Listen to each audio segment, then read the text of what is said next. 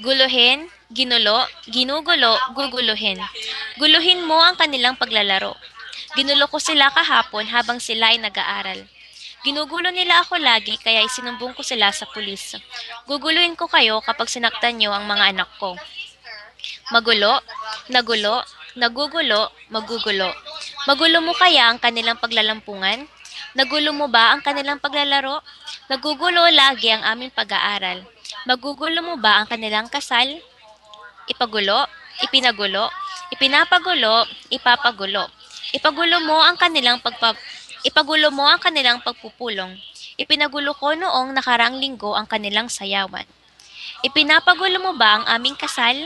Ipapagulo ko ang inyong kasal kapag nalaman ko kung saan nyo gaganapin. Gumulo, gumulo, gumugulo, gugulo.